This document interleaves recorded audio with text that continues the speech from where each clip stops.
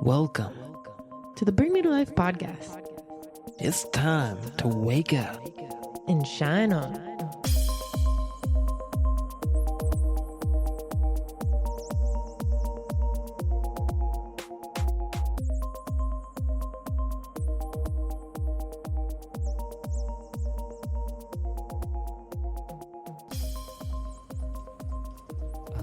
Hello, everybody. Thank you for tuning in here to the Bring Me to Life podcast. My name is Selomon, joined by Shannon Shine as always, and today we're talking about expressing the inner child, speaking from the heart. And we have a special guest with us, a hypnotherapist and spiritual empowerment coach, Lauren Bruno. Welcome to the podcast. Hello, thank you so much for having me. Absolutely. I'm grateful that you're here. Shannon, what do you think of today's topic? I'm really excited to talk about today's topic because we've been kind of low-key talking about it between the three of us for like a couple days now. And I think it's really powerful to see how many people are waking up to the idea of working with their inner child and not being afraid to explore things that brought them joy then and adapting to it now as an adult because it's healing for them. And I know Lauren has a lot to really share on that topic too. We've been really connecting on it, and it's cool to see that there are people willing to hold the space for those discussions because they're powerful discussions that can also be intimate and emotional and a roller coaster. So I think it's a good topic. Yeah. So Lauren, what's your experience working with the inner child? Ooh, yes. There's so much to talk about with our inner child. And I think the biggest thing to remember is that the inner child is within us always. It's in our subconscious mind. Everything that we learned from childhood, from our parents, from our caregivers, from our family, all has little aspects on who we are as a person, how we embrace our creative gifts, how we are triggered by things, all from our upbringing. Understanding our triggers, the arguments that we have as adults, I think is really interesting because there's always a little bit of the inner child within any of our arguments. It can all be based on jealousy or, but you could see that little aspect of the inner child within any kind of argument that you might be going through or any really experience of jealousy or fear or shame that we hold within our inner child. But embracing our inner child, embracing the creative aspects of it is allowing yourself to flow freely without fear and having fun with your silly self, creative gifts and what you loved to do, not only as a child, but what you're learning more now and embracing those creative gifts now. So I can't wait to talk more about this discussion. It is definitely a hard one to do sometimes. I know I've got like a lot of inner child stuff and it can be hard, but it's definitely a worthy topic and something that Shannon and I, we enjoy coming back to because it's so important. I think it's something that we will continue to go and like our whole lives probably work through a lot of stuff that's happened as children. Shannon, I know that you've been through a lot, but what would you say is like one thing that's helped you, even as a child, being able to express yourself? I just like to be able to be heard. And I think that's one of the reasons that I share and I talk so much is I was often told as a child to be seen and not heard. But at the same time, they also didn't want me to be seen. So just being able to be witnessed now and have friends and communities that do enjoy hearing what I have to say and what I have to share and finding ways to use my voice rather than tone it down or feel like I'm too much, that's been super healing. And sometimes I find that voice through journaling things first so that I have a deeper understanding of what it is I want to share and how I want to show up.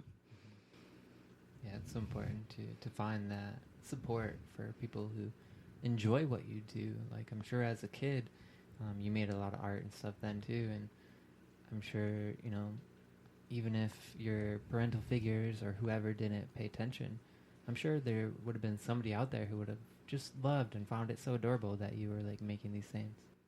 True. And maybe that is why I made things and started creating through art, because that was my way of being seen, even if I wasn't able to be heard. I found creative outlets to be seen. So that's a good question.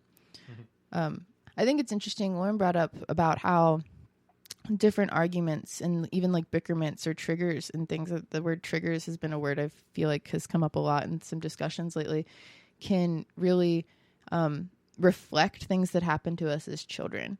And we were actually talking about some of this in our last episode with you and I, where if I made a face and you took it one way and it kind of reflected a feeling of trauma into you from when you were a child. And I was kind of realizing that too earlier. You said, well, I'll try to not judge your faces if you try to not judge my size. Because when you go, it like triggers something within me, because my grandmother, she didn't ever speak her voice or her opinion or her emotion. She would just sigh, and it would be like, oh, you know, grandma's upset, or, you know, she has something sassy she wants to actually say, but she's biting her tongue. So like when I hear someone sigh, I'm like, what is it you want to say? What's wrong? What's going on? And like, it triggers me. So I thought that was something interesting. And I was sharing that actually with Lauren, that we went through that on the podcast. And you, Lauren, you mentioned that triggers really interest you, and you thought it was kind of like a good thing that him and I could talk about those things. So I'm kind of curious too, like what are some triggers, or like how do you work with triggers? Why do they fascinate you? Like any of the things with triggers. Yeah, definitely.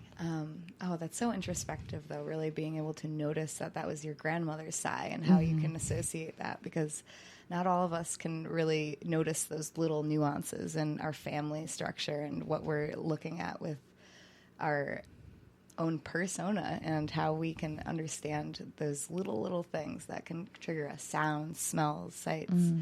It really is based on what you brought up with. So, understanding that childhood dynamic and understanding your father figure, your motherly figure, if you had one, if you had that nurturing care as a child, is so important in looking into our triggers and into our traumas, and really understanding that trauma work.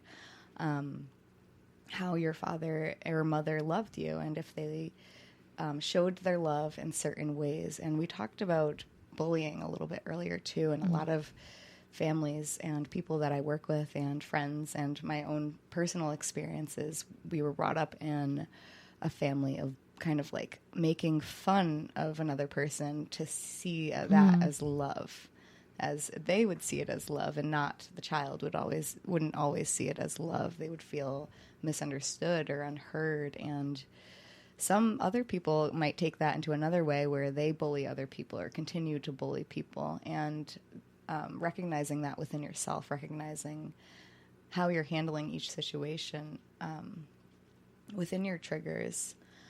And I think a lot of what you both do is really understanding and looking inward to all of these things. And yeah, it's really, really fascinating. That's something that you work with too, with your like your hypnotherapy practice and your other forms of connecting with people, as you help them kind of target those triggers or those pain points, where like I know Seal and I, we reflect on it a lot because we want to know why we are the way we are. But is that something that you can help people figure out if they don't even know what their triggers are? Oh, most definitely. Cool. It's really in that entire conversation, and really it's almost like being a loving detective, asking people those types of questions. And if that trigger, people start to notice in the somatics of understanding arguments, and it kind of envelopes itself and reprocessing. It depends on what types of triggers. There's little traumas that we go through, which are like the little bullying, and then there's big traumas, and they all are different. It's not really one size fits all, but depending on how you brought up and really how you accept information, how you take in information, and how you were loved really is how you can really navigate your way through that and reprocess through it. But it comes to feelings of safety, feeling safe in your own body, and feeling safe in how you express yourself, like you were mentioning before. If sometimes our triggers could be really our superpower, in that we might have been made fun of for certain things, but maybe because we're so afraid of doing that, maybe that's where our superpower lands. If you were made fun of singing or something, but you really love to sing, then you stop yourself from singing because of that subconscious programming saying that is scary and no one's going to like my voice, so I'm not going to do it. But if that's something that brings you joy and bliss, then it's like moving through that uncomfort, pushing through that uncomfort. And yeah, that's really the most important part, is just allowing yourself to just be and flow and make mistakes, be a little messy. Mm-hmm. How about you, Sela? How do you navigate through triggers? As a kid, I didn't really. I had my drama was being aloof, just kind of pretending none of it was happening. I didn't feel safe and comfortable being able to express myself. And I definitely got bullied by kids in school and also by my older brother, and because I was different. I was unique, and I wasn't afraid to show it like everybody else was at that time. And so vocally, I feel like I didn't have that freedom to speak, really. And that's why it takes me a lot to do that now, to speak now. So I ended up expressing myself more through the way I dressed. And so I would dress like all kinds of different ways, growing up all through high school. And that was the way that I felt comfortable, because I didn't have to say anything. I just could wear whatever I wanted. And like my parents could give me shit for it or whatever. But, I didn't care. I felt confident and free being able to express myself that way. And now, like, working through triggers, it's journaling's very helpful. Meditation is probably the best thing that's helped me. That's why I, kind of dedicated my life to making meditations and spreading the practice of being able to sit down and go within, and that's definitely what's helped me the most with trauma and triggers, is being able to like meditate on it. How about you, Shannon? Just reflecting and finding where those triggers come from. I think that's why I do I'm like, oh, why does that sigh make me upset? Why does, this person trigger me? And really reflecting on that is what helps me stay grounded rather than reacting to it instantly. Dressing and acting into my personal character and avatar of who I want to be represented as has also been super helpful, because like you said, like your family could be upset with how you dressed and how you presented, but it was how you were able to reflect that inner child or that inner creative outlet for yourself. But for me, it's been a lot of like reflecting on why I am the way I am and trying to hold space to understand other people's triggers and opening up the conversations. Like when I see friends getting triggered and just being like, well, why do you feel that way? Like, why is it making you feel that way? Or why are you jealous? Or why are you, wanting to talk about that person doing X, Y, or Z? Like, why does the thing trigger us so badly? And why aren't we holding space for people to be themselves if they want to be themselves? We had an interesting discussion too. We were talking earlier about like branching out, and this is slightly different than the inner child, but even embracing more of like the empowered adult and being proud of our creativity and our sexuality and our identity. So like on the other side of the spectrum, not only are we afraid to, and are we triggered by our inner child, we're also triggered by our inner divinity and stepping into our sexuality power. And like we get triggered by other people doing that. Like I know I've went to events where people were in a lot more free situations, almost like rainbow events where somebody was just walking around naked. And at first I was very triggered by that. I was like, who are they to just walk around naked? Like, that's offensive. Like I grew up at a very conservative place where I wouldn't just walk around with my boobs out, let alone like all of it out. And it was very like uncomfortable for me. And I was very triggered and like upset. And now I can go to events and people are topless and they're doing their things. And I'm just like, you know what? Like, that's powerful. Like, who am I to be offended by their body or their shape or their size or the amount of hair they choose to have? Like, why does any of that matter? And it's because we were triggered as children to like cover ourselves up. And we were triggered as children, like, you don't let someone see you. And then like, Definitely naked a lot. yeah, we were, as a female, we weren't allowed to be. So it's like, dude, and that's the other thing too. Like you as a dude were probably allowed to run around naked, and like, it was way different. Like you didn't have nipples to cover up, even though you had nipples, they didn't have the same like guilt and shame to showing them as we did. And yeah, it's very interesting. And I still got shit for it though, like, from my family. Yeah, but even now as an adult, you can walk around with your shirt off and women still get shunned for it. So it's like that, and that still comes from, I guess I'm mentioning it as a powerful adult, but it comes from being a child that has to be covered up. I think less and less of the consciousness, the collective, is being offended like you. Like, I think a lot of people are starting to open up more. Yeah, because it's like, that's not offensive. It's our body, but like, that's where you asked how I kind of work with it. I'm like, well, why did that offend me so bad? Was I jealous of their body type? Was I afraid they were sexualizing me? And it stemmed from fear. I was afraid, like the more revealing I was as a teenager or growing up, I was told that it made me a target. So I was like, how is that person so free that they don't feel like they're a target? Like they can just walk around with their boobs out or their whatever out, and like they don't feel ashamed or scared that someone's going to like attack them or sexualize them. Like that person is so empowered in their physical vessel that they don't need to shield it with anything. Like that is powerful, but it can trigger other people to see people in that much power. And then it takes it a whole nother level when they're enjoying not only the physicality of being, free and not wearing clothes, but then you take it to a sexual level and you see someone being empowered and having joy out of being touched. Like, what? Like, people just get so triggered by things. It's so crazy. Wow. Yeah. I took it to a whole new level there, guys. Sorry. That was a powerful story. That was a really powerful story, and just our identity, what we've learned as children, and breaking away from that, understanding like why those triggers, really like seeing that woman topless and then looking at yourself and comparing and questioning, why are they allowed to do that, and why was I not, and why did I not feel safe doing that, or why don't I feel safe doing that? Why am I judging someone else for them embracing themselves? That's so powerful. And not everyone does that. Not everyone looks inward into understanding why they feel this feeling of jealousy or blame.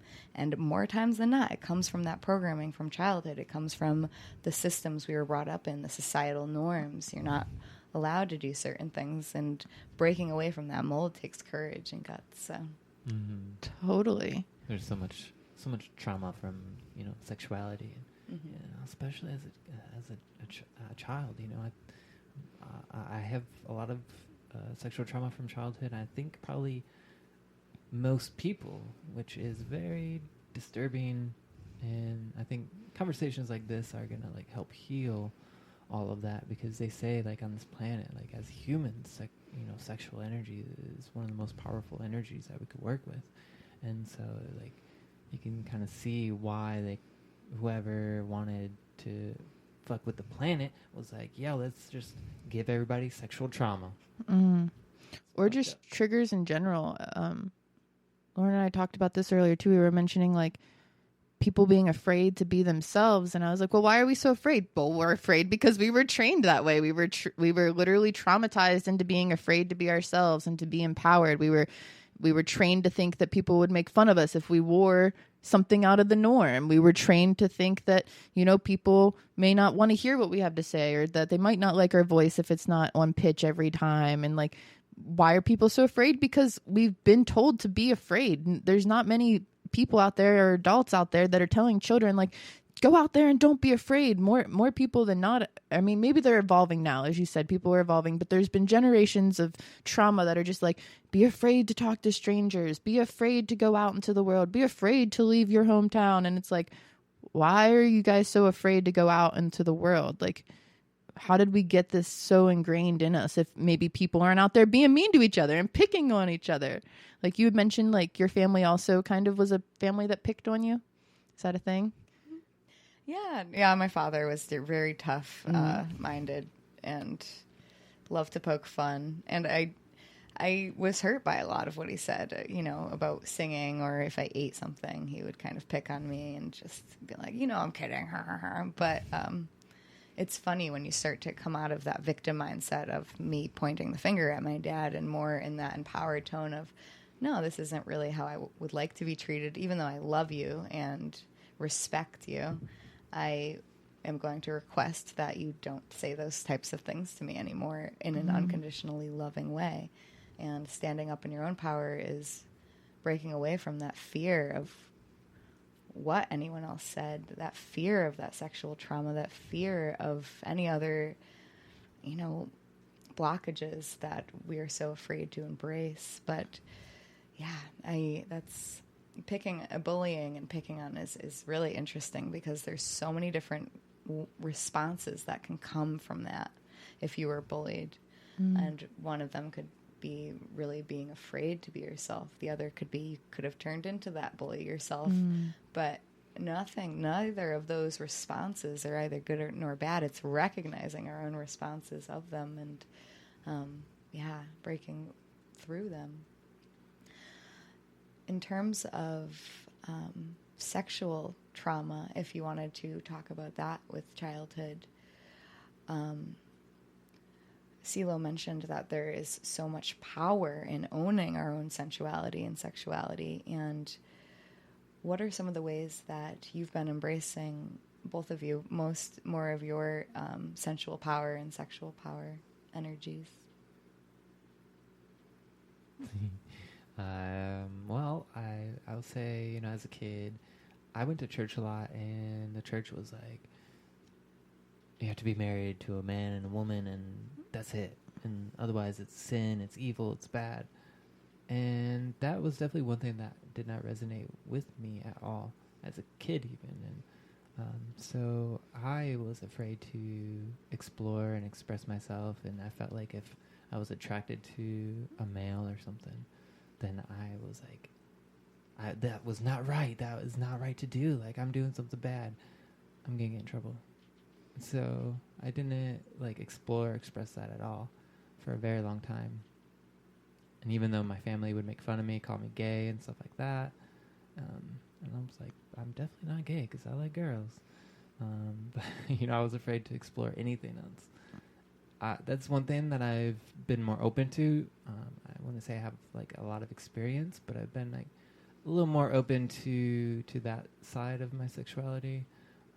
And then also just realizing that sex is okay. Consensual, sex is great. It's actually so beautiful. It's like an art form. It's literally God being able to love God's self.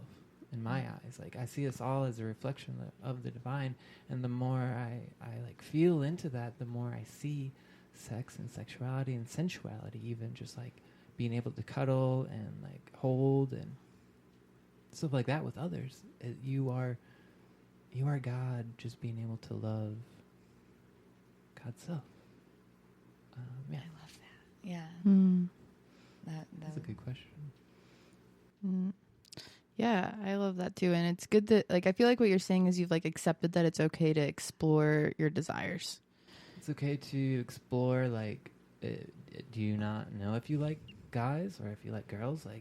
If you don't know, then, explore that. And you will know pretty quickly, I'm definitely not into this. I think a lot of people just, they're afraid of that too. Most people I found, even people that are afraid to admit they have some sort of they don't want a title. They're it's not that I don't find men attractive at all, even because I'm a man, or a woman attractive at all because I'm a woman. It's that they don't want the stigma either. But when it comes down to it, it's humans just typically want to love humans, even if it's not in an intimate, romantic way. We deserve the support. And for me, I think it's been holding space for the conversations has been what's been healing for me.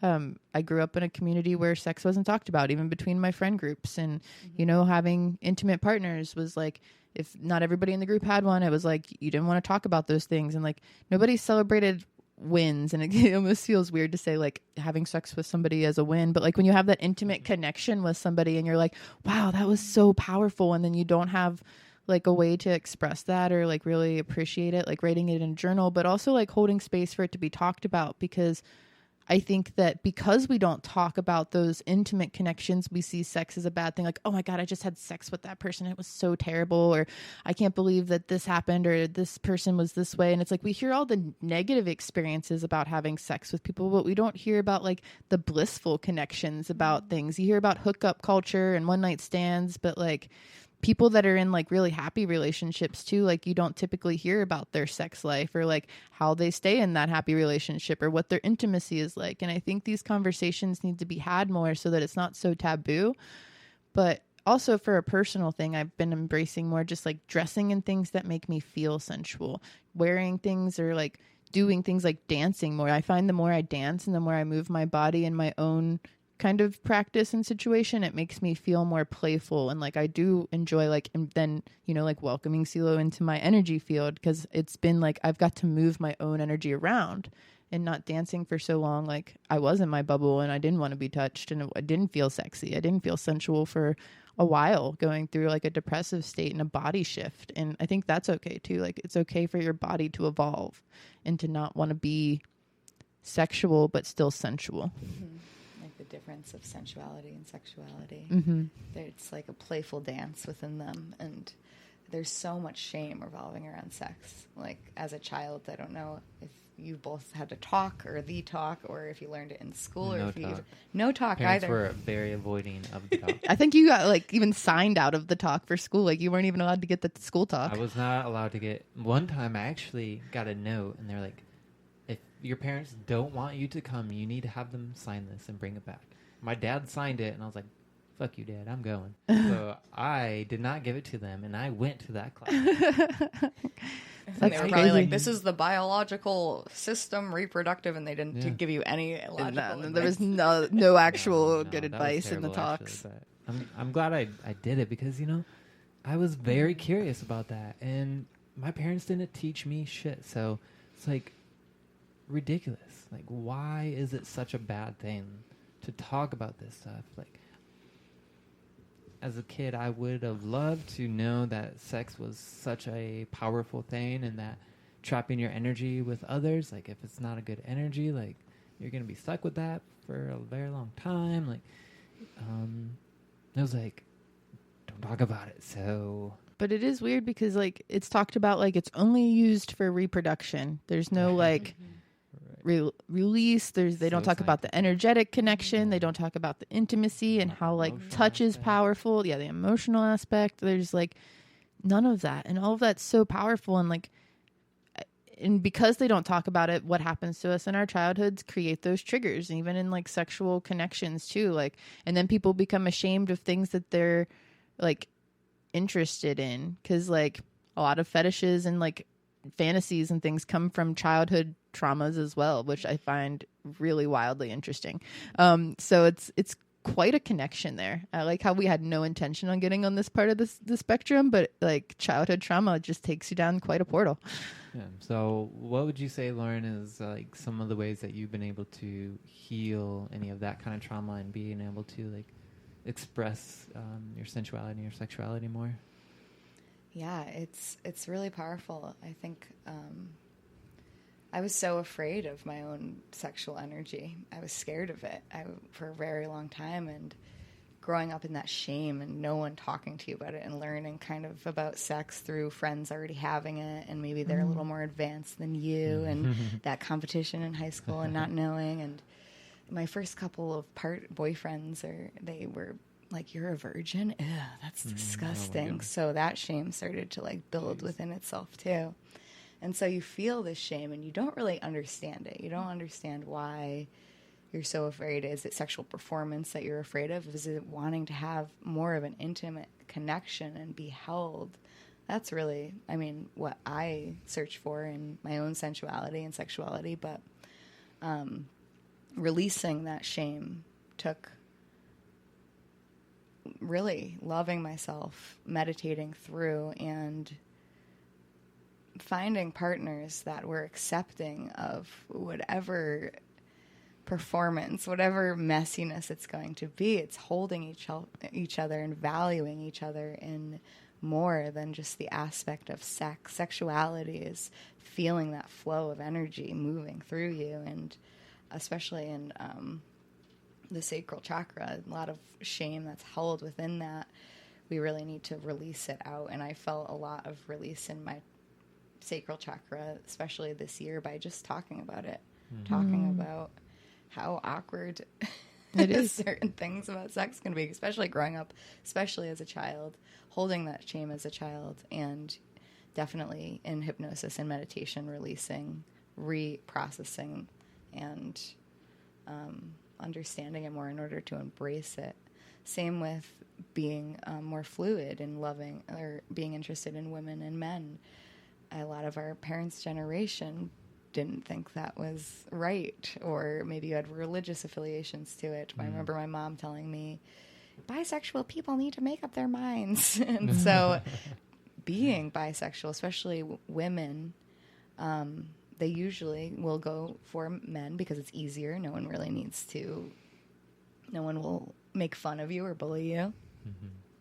And you don't get to explore that side of your nature, really empowering your own femininity and loving women and men. So I think for a long time I would be with men because that was the right thing to do. That was the proper thing to do. And just like you, CeeLo, really just allowing yourself to embrace that more, and not for the sexual aspect, more for that connection with someone, and then it can evolve into something way more beautiful than just a one-night stand or Mm-hmm. Yeah. And I also, want to just acknowledge others who might not consider themselves either male or female. Like this is a whole new world now where even our gender is fluid, and so I'm sure like that's also people dealing with that also probably have a lot of trauma, not knowing what to identify with, or maybe identifying with something that their body doesn't portray in their eyes. So just want to like acknowledge that trauma in that community as well. This is a heavy topic, but I am glad that we have gotten into it. So is this like something you do a lot of with your hypnotherapy or your spiritual coaching? Yes, sexual trauma is one of my, I don't want to say specialties because that sounds kind of weird, but yes, I work with women mostly with childhood sexual trauma, and noticing that trend and that it's not rare it's deeply ingrained in society because we don't talk about it. And that's why women standing in their own power, my clients are so powerful, being able to release this energy that's held, the shame that's held within the body. Because during those moments in childhood, you don't know what's going on. You really fully repress a lot of those memories. And then during sex, you tend to disassociate because of that sexual trauma. Disassociation is very common with those that have sexual trauma of being raped or anything to do with that. So it's really important to work with and reprocess. You don't need to fully reprocess that memory, but accepting and understanding that happened. Because a lot of the times also as children, your parents or caregivers wouldn't believe you if you were raped as a child. Yeah. And that's especially where the shame can be, when you start to question your own reality of your experience. So what kind of transformation have you witnessed with some of the clients working through this? Like, we've kind of talked about the hard aspects of it, but what about like the brighter side of it? What kind of transformation do you see them go through, and what kind of person do they become?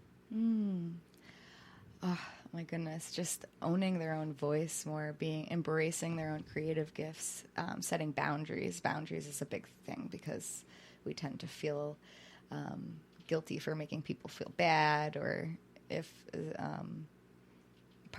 relationships tend to repeat themselves. So if something happened, it happens to repeat itself. If we had any trauma in childhood with our parents, especially, we might see love as a certain way, like love as kind of abuse sometimes. So sometimes we can unconsciously even look for that. And so what my clients really become is just more fulfilled in who they are, standing up for themselves in who they are, releasing physical pain. That's the most beautiful thing, is the physical pain that people can hold on to from emotional trauma, nightmares. Endometriosis is a really common illness within women that can come from sexual trauma, and that pain being released. and in terms of not the pain, but really just owning yourself and standing for what you believe in and embracing your own creative gifts. Sometimes we forget about some of the beautiful aspects of our creative nature and transforming that creativity into your soul's passion. Beautiful. I'm glad that you're doing that work, because every little bit will send ripples throughout not only this planet, but many other planets, many other galaxies, and Beyond time and space. beyond time. You've been creating a lot of content on the different social platforms too. So I'm curious, where can people find you and get in touch with you for more information on what it is you do offer? Oh, yeah, thank you. It's my social media platforms are Hypnolution, so you can find me at Hypnolution on Instagram. And that's really my main platform is my Instagram, and I have a website, and all of my links are on that. So if you wanted to reach out to me, you can find me there. Thank you. Beautiful. It's been really nice having you. Thanks for coming into the studio and doing this talk with us. Thank you so much for having me both. This was such a powerful discussion, even if it was a little bit dark, but it's really important to hold space for these topics for sure. Mm-hmm. Any other advice or anything else that we might have missed? Can we all make our a weird inner child, what's our weirdest inner child chant or little voice that can just come out right now? All right. And 3, 2, 1. There we go. Did it. I was an We went opera for it. singer when I was a kid. You were an opera singer? No, I wasn't, but my mom did, and Dude. I tried to copy her, but I was not as good. Your mom is still a low-key opera singer. She You will heard wash it. the dishes and No. opera it out. Yeah. I feel like she would have been quite entertaining to grow up with. She was. Shout out to Mama. Any final words from you, Shannon? No, I'm just really excited to be opening these discussions. I would love to see any questions or, things people want to hear more about in the Bring Me to Life community on Facebook. Check out the website, all the cool podcasts. We got so many cool things happening. And yeah, I'm just excited to keep the conversation going. Beautiful. Stay tuned for more episodes. Make sure you check out Lauren's Instagram, Hypnolution. And until next time, stay awake. Shine on always.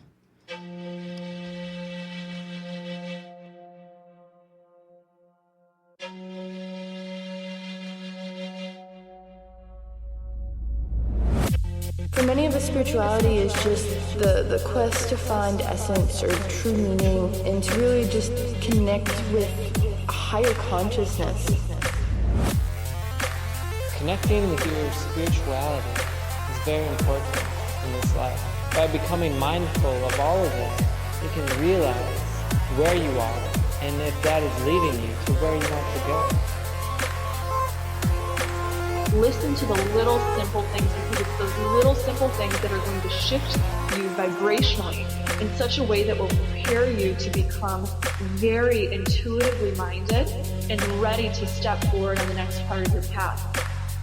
I hope you can feel the love that's inside you, that's inside me, that connects us.